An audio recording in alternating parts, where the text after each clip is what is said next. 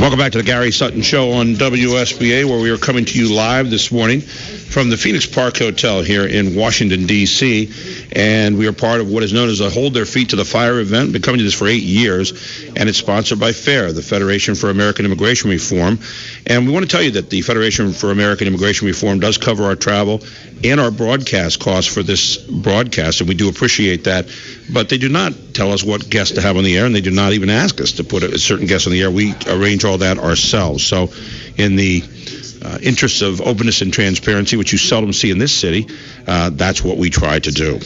I'm Gary Sutton, and it is hour number 3 here of the Gary Sutton Show. And with us this morning is the guy who's been known as the toughest sheriff in the country. His name is Sheriff Joe Arpaio from Maricopa County in Arizona, and he joins us here on the Gary Sutton Show this morning. Sheriff Joe, good to have you back on the show. Thank you. I had a chance to meet you in Iowa, sitting across the table from you some years ago in Des Moines. And, you know, we talk about this issue of immigration, and you're a guy who takes a lot of criticism over it, and yet you're a guy who's also stood staunch about illegal immigration. Obviously, in Arizona, you're on the front lines of that.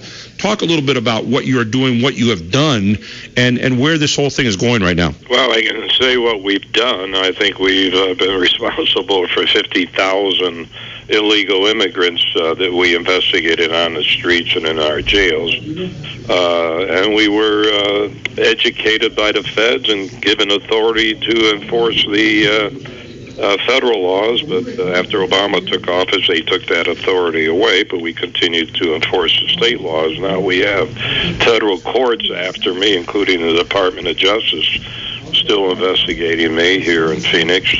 So little controversy over this big problem facing our nation. We are Arizona, next to Mexico, so naturally we are a transit area, and many people coming into our country are coming across that Mexican U.S. border. And don't forget the drug trade, too. We're big here on the drug traffic problem.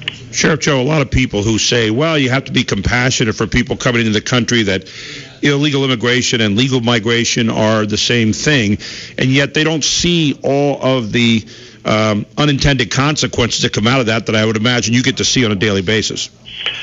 Well, you know, I just did a survey in the last 3 months of how many people in our jails. We have about 8,500 average a day, but we did a survey and checked all of the inmates that are here from another country illegally and booked into our jails for various crimes, some serious. And guess what? We found out that over 31% that we turned over to ICE in the last several years keep coming back with many different charges of criminal violations. So what's happening? I thought they were all supposed to be deported because these fit the policy of the Homeland Security. So how come they keep coming back? There's only 2 reasons. Number one is that the ICE officials are letting them out the back door, back on the streets, or they're deporting them, and they keep coming across the border. You know, when you talk about 8, 10, 15 times, keep coming back in our jail for burglaries, other serious offenses, something's going wrong. Is this a scam? Is this a statistical scam that they're putting out? I don't know. You were chosen to carry out the laws of Maricopa County, and yet at the same time, as we said, you're criticized. You've been called America's toughest sheriff because you have been tough on crime, and yet people say, well, you're too tough. You're you know, all these kind of things. How do you deal with that kind of criticism on a regular basis? I keep getting reelected. That's how I deal with it. 6 times the people want me to be their sheriff. I report to the people. I don't report to any governor or White House or anybody else. We have 4 million people that we know of that live in my county. So that's 4 million people. They keep hiring me every 4 years. So I guess I must be doing something right. You are the kidnapping capital of America right now. That's a concern for a lot of people. And that's not true. I hate to tell you, that was just another statistic years ago by Phoenix. Yeah, that's what Phoenix had out there. They were, every time you did a drop house, have 100 people in there, they call that a kidnapping. Oh, okay. That was false. That was hype that was put out years ago. And it's definitely not true now, but we do have crime problems. We have violent crime problems. Haven't seen many drop houses lately, though, but they're still coming in across the border through Arizona. Sheriff, let me ask you this question. What are the things that you'd like people in our country to know that you think you might have learned over the years from this whole thing that they really don't know right now? Well, I think sometimes I'm not going to badmouth the media. By the way, thank you for you getting the word out.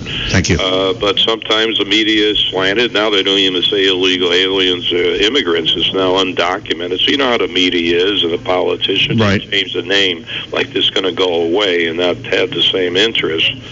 But I think the public should know we still have the problem. It's still a political problem.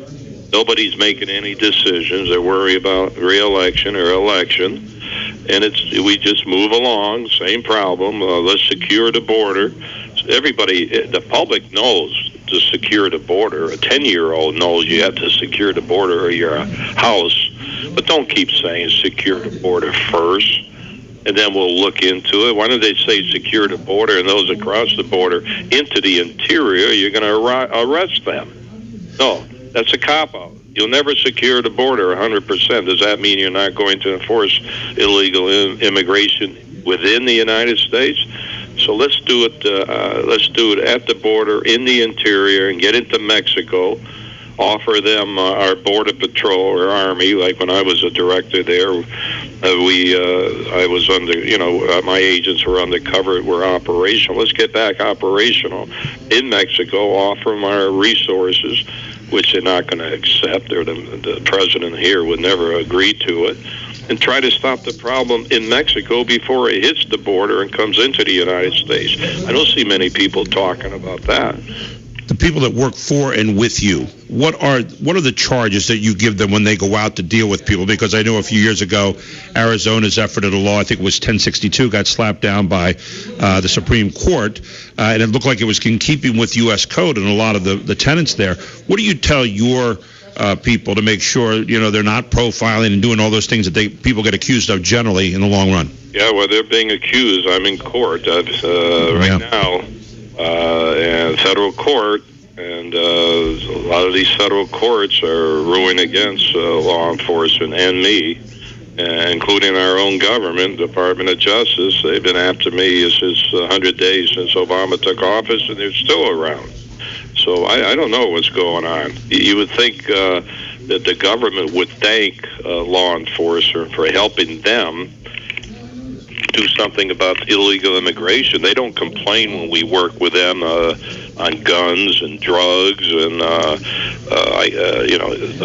identity theft. I can go all federal crimes. I don't see them saying don't help us. They welcome our help, and yet when you talk about illegal immigration, which is another federal crime, they put the cuffs on us. We don't want you to be involved. Have you ever stopped for a moment? And you don't seem like the kind of person that's going to answer this question the way I think you might answer it, but have you ever stopped for a moment and said, is this all worth it?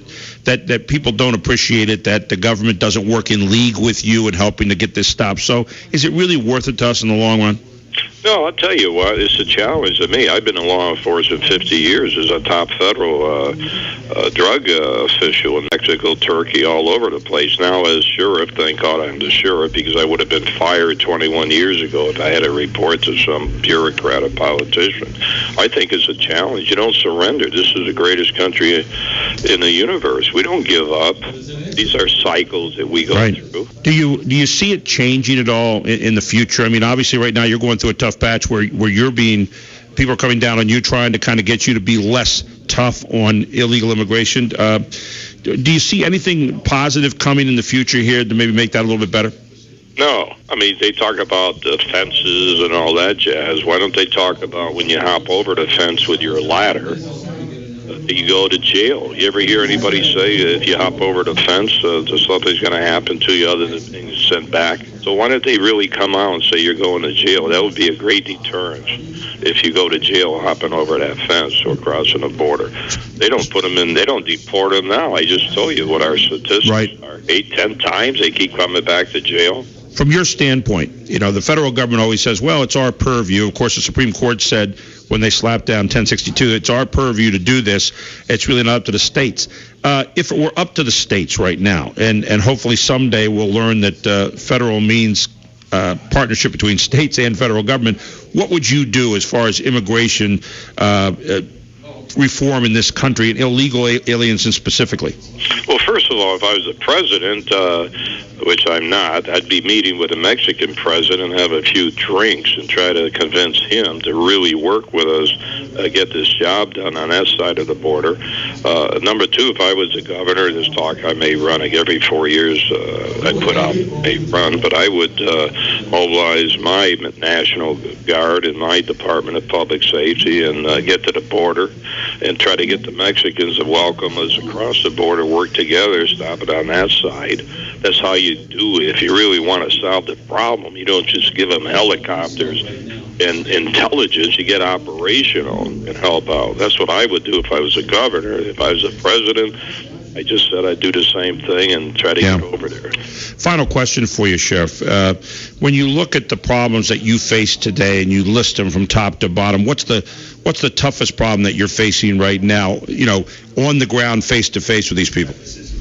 If you're talking about my county, which is 4 million people, I think once again, I think it's the drug problem. I'm going to launch an attack against the street-level drug dealers. They're the ones that are selling and causing all the burglaries and, ripping people off. Everybody goes after the big guys so they can get on TV, including my own office. But we got to get back to the streets and lock up these low-level dope dealers and throw them in jail because, the high percentage of people in jail are drugs or drug-related crime. So if you can't solve the problem through education and rehabilitation, let's put them in jail.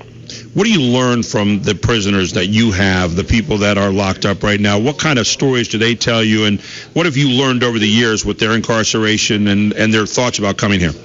Well, other than the fact they hate the food and chain gangs and pink eye or everything I've done, right. in the 10th city. But once again, I'm going to tell you that the majority of people have drug problems. So I have good drug programs in the jail. I don't want to ruin my reputation. Educational programs. But we got to get this drug problem straight out, which is causing the crimes. And what do you do? He talks about it. What do you do about it? How do you get to that? Well, it's a typical thing when I started 50 years ago in law enforcement: education, rehabilitation, and incarceration. Well, maybe that still stands true now, but let's start incarcerating people and get back on the streets and send a message out. Stop selling drugs to our young people, and now they want to legalize marijuana. So that's another big issue facing our country. Sheriff Joe, we appreciate you joining us this morning. It's a pleasure talking to you again, and I look forward to our next time soon. Thank you. Thank you very much.